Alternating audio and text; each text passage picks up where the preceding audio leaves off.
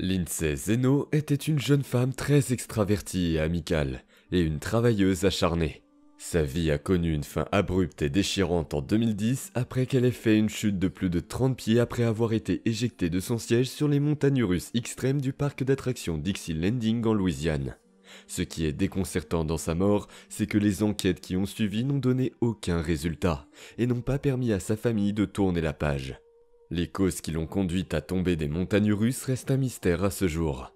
Restez à l'écoute pour connaître tous les détails de l'incident, de l'enquête et du mystère de la mort de Lindsay Zeno au parc d'attractions Dixie Landing à Baton Rouge, en Louisiane. Lindsay était une jeune femme de 21 ans, joyeuse et travailleuse.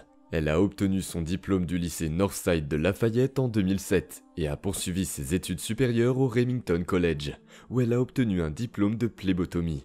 Elle a été matrone du chapitre juvénile de l'ordre de l'Eastern Star, chapitre Esther, où elle a travaillé dur pour aider à collecter des fonds pour diverses causes caritatives.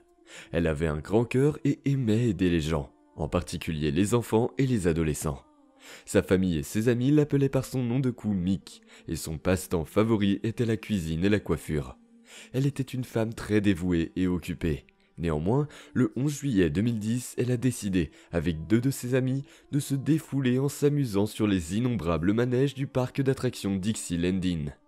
Ce n'était pas la première fois qu'elle s'y rendait, et ce n'était pas non plus la première fois qu'elle prenait part à de nombreux manèges. Néanmoins, ce jour-là, il s'est passé quelque chose qui a entraîné un dysfonctionnement de la barre de retenue de son siège. Elle a été éjectée de son siège à une hauteur de 30 pieds au-dessus du sol, de manière terrifiante et a violemment heurté le sol. Malheureusement, Lindsay est morte sur le coup des suites de ses graves blessures. Sa mort est toujours un mystère. L'enquête qui a suivi n'a pas été concluante et n'a pas permis de déterminer si l'accident était dû à un dysfonctionnement du mécanisme de sécurité ou si celui-ci n'avait jamais été correctement verrouillé au départ. Le parc n'a jamais rouvert le manège extrême après l'incident et il a bientôt été fermé définitivement. Blue Bayou Water Park et Dixie Landing sont des parcs d'attractions adjacents situés à Baton Rouge, en Louisiane. Blue Bayou est un parc aquatique et Dixie Landing est un parc d'attractions sec avec des manèges à sensations fortes. Tous deux sont la propriété de Samuel B. Haynes Jr. Les montagnes russes extrêmes, qui ont été inaugurées en 2007, 3 ans avant l'incident, tournent sur elles-mêmes en effectuant des virages sur une piste en acier. Les wagons du manège transportent 4 passagers dos à dos et tournent sur eux-mêmes à mesure qu'ils avancent sur la piste. L'Extreme a été conçu et fabriqué à l'origine par la société allemande Mauer Sohn en 2000 et vendu à un parc d'attractions en Grande-Bretagne. Dixie Landing a acheté le manège en 2007. Voici les détails de l'incident. Le 11 juillet 2010, Lindsay Zeno et 2 autres amis sont arrivés au parc d'attractions Dixie Landing vers 15h et ont essayé quelques manèges. Plus tard, vers 16h, Lindsay, 21 ans, était assise seule dans le manège extrême. Personne n'était assis à côté d'elle. Cependant, le reste du train du manège était rempli de passagers. Moins de 15 secondes après le départ du manège, elle s'est rendue compte que sa barre de sécurité, qui passe au-dessus de la tête et repose sur les jambes du cavalier, n'était pas verrouillée et était desserrée. Elle a commencé à se débattre avec sa barre de sécurité qui se soulevait chaque fois qu'elle le tirait vers le bas. Soit elle n'arrivait pas à l'abaisser jusqu'au point où elle se verrouille automatiquement, soit elle fonctionnait mal et ne se verrouillait pas comme elle le devrait.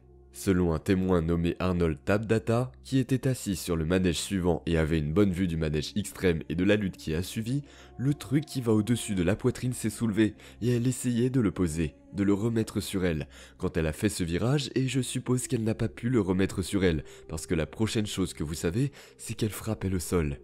Tout le monde regardait fixement, c'était la pire chose que j'ai jamais vue de ma vie.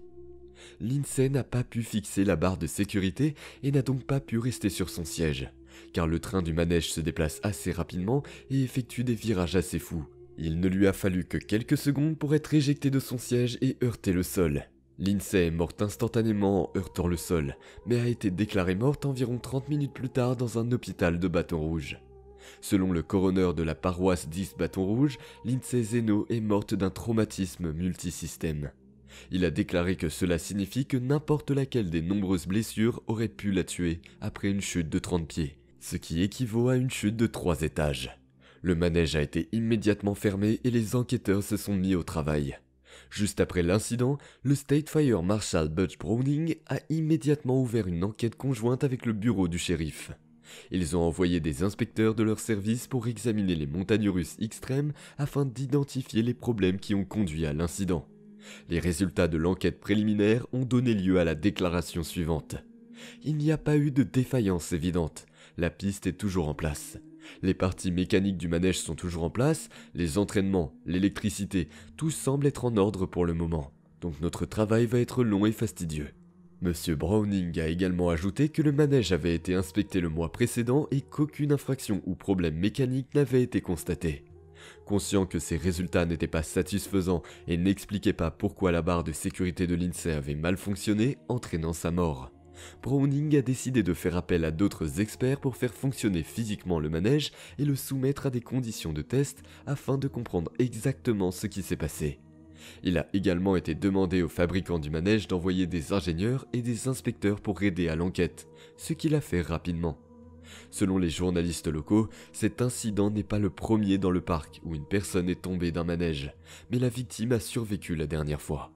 Ce qui est le plus triste dans la mort de Lindsay Zeno, c'est que les enquêteurs et les experts n'ont pas pu déterminer définitivement pourquoi elle a fait une chute mortelle du manège extrême. Quelques mois plus tard, le résultat final de l'enquête indique que la cause de la mort de Lindsay Zeno est indéterminée. La famille et la communauté de la jeune femme ont été durement touchées par la nouvelle, car il est évident que quelque chose a provoqué le dysfonctionnement et l'ouverture de son arceau de sécurité en cours de route, et qu'il n'y avait aucun moyen pour un cycliste de le faire lui-même. Certains des faits déclarés par les enquêteurs n'avaient pas de sens. Dans un premier temps, les enquêteurs ont déclaré que le manège avait été inspecté un mois avant l'incident, avant de modifier cette déclaration et de dire que le fabricant et les responsables de la National Association of Amusement Ride Safety avaient inspecté le manège le 14 mai et n'avaient trouvé aucun problème.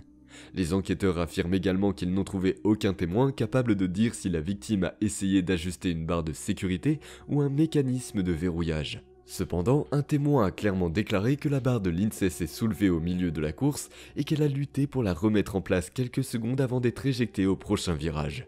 De plus, les enquêteurs ont déclaré que certaines modifications du manège avaient été recommandées par M. Browning et des fonctionnaires de l'État et que certaines de ces modifications étaient déjà mises en œuvre au moment de l'accident. Cette dernière déclaration signifie à elle seule que quelque chose n'allait pas avec le manège, le jour où Lindsay Zeno l'a pris. Nous avons essayé d'obtenir plus d'informations, mais nous n'avons pas pu le faire car l'enquête est ancienne et close. En outre, il est probable que la famille de Lindsay ait conclu un accord à l'amiable avec le parc, car elle a intenté une action en justice, affirmant que Dixie Landing n'avait pas inspecté et entretenu correctement les montagnes russes, et n'avait pas fixé le mécanisme de verrouillage nécessaire pour maintenir Zeno dans son siège. L'action en justice soutient également que l'équipement du parc était défectueux, ce qui a entraîné la défaillance du mécanisme de verrouillage de son siège. Aucune autre information sur ce procès n'a pu être trouvée. De nombreuses questions sur sa mort sont encore un mystère, et vous pourriez nous aider à y répondre si vous étiez présent ce jour-là ou si vous savez quelque chose. Ces questions sont les suivantes. Lindsay Zeno était-elle assise correctement et les employés ont-ils vérifié que sa barre de sécurité était complètement abaissée et verrouillée? La barre de sécurité du siège a-t-elle mal fonctionné avant ou après le début du manège? Et surtout, les employés et les opérateurs auraient-ils dû l'empêcher de faire le manège, car elle dépassait manifestement le poids maximum autorisé et clairement indiqué dans les manuels du manège? Faites-le nous savoir dans la section des commentaires. Merci. Merci d'avoir regardé. Assurez-vous d'aimer, de partager, de vous abonner et d'appuyer sur le bouton de cloche pour être informé chaque fois que nous téléchargeons une nouvelle vidéo qui vous emmènera au cœur des scènes et des mystères de certains des incidents, accidents, catastrophes et événements paranormaux les plus terrifiants du monde entier.